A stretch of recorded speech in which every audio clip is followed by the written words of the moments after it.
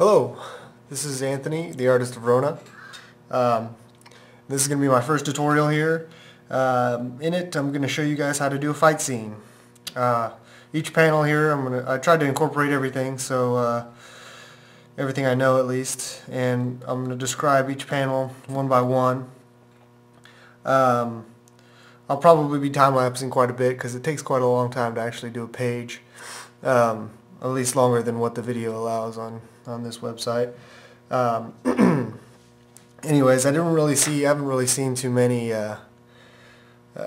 fight scene tutorials, so I thought I'd add one to the many tutorials out there. Hopefully you guys will take something from it and learn something. Of course, this isn't the only way to do things. It's probably not even the best way to do it, but try to contribute a little bit of my knowledge here. In fact, kill two birds with one stone. I'll probably be using this in the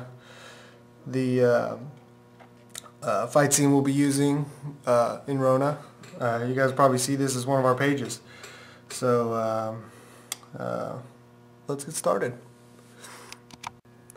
Okay, this is the first panel here. In it, it's basically the intro to the entire quick scene here.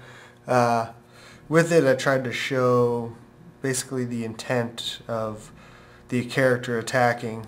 That's why I zoomed in really close to his face here. I'm not sure if you can see it too well, but his hand's right in front, kind of aiming at what he's about to attack. I usually draw my stuff out in blue because it allows me to mess up, and when I scan it, it won't show up at all. It's a pretty neat trick. I only recently started doing that. Before, I'd just use pencil and just make sure not to press really hard. I still don't press very hard, but I use the blue because it helps a lot. Anyways, with this type of picture here, since it's so close in on him, you can't really show too much movement. But you don't want, whatever you do, you don't want it to look like he's still or stiff. And to me, that's one thing that the Japanese really know how to do well, or know how to stay away from very well, is making a character look stiff. American comic artists, not so much. They pretty much, they look rigid. I don't know if every artist does it like that, but most of them that I've seen make their fight scenes rather rigid and still, and that's one thing to stay away from. You don't ever want to make your picture here look like it's a snapshot. Whether or not it is actually a snapshot, but you want to still give it the illusion that it's still moving, even though you're actually taking a piece at a time here. That's one reason why I like Japanese art so well, is because they portray that extremely well. So I've learned a lot from that style. So with this picture here, what I would do to keep him in the act of moving is add speed lines or intense lines here in the corners, or just basically all around him. Now, if you have, say, a program like Manga or something like that, Photoshop, you can add those in after you draw. I've been doing that lately just because it's a lot easier, and my hand's not as steady as I'd like it to be. Now, some artists actually like that look. That look is attractive to certain artists. It may be for you, so don't rule that out.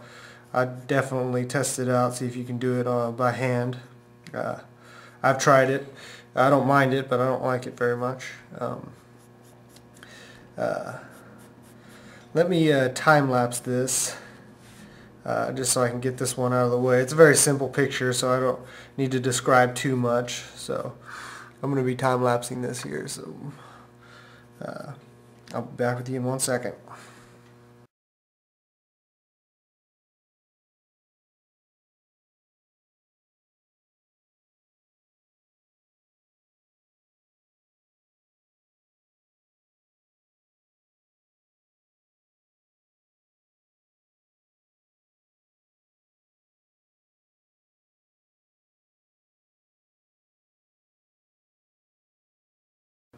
Okay, now here is the second panel, right here. In this panel, the attacker is making a huge swipe at his opponent, and he's actually missing him. His opponent is fading away. Now, in order to actually pull off this illusion, what you would do is basically just make a bunch of etchings. It's pretty simple. The etching should outline the character, so it basically gives him a shadow or a ghost-like figure in order to make it look as if he disappeared or turned into dust or whatever you're trying to portray. In this instance, he's basically disappearing. And I wanted to make it look rather fast, so I extended the lines rather than making it look real etchy. Also, the attacker here, his arm, which is making the swipe, is actually stretched out too, and I etched this out and basically elongated the lines and contours of his body, making it look blurred, basically, increasing the illusion of speed and of motion and all that. That's one thing that is important to pay attention to, is where his motion is going and how to create the illusion of motion. And to do this, you would extend the lines. And also in this picture as well, what I did was enhance the angle which you're actually viewing it from. So basically deforming the character. His arm's rather huge here, you know, much larger, almost about as big as his head. The foreground right here, as you'll see as I draw it out, this is going to be far away. The background trees and whatnot will be angled, almost as if you're looking at it through like a fisheye lens, something like that. And keep in mind when you're actually drawing these pages out, when you do your own, if you do your own, that you're trying to tell a story here. So don't ever forget that, because then you just might have just a bunch of pictures around.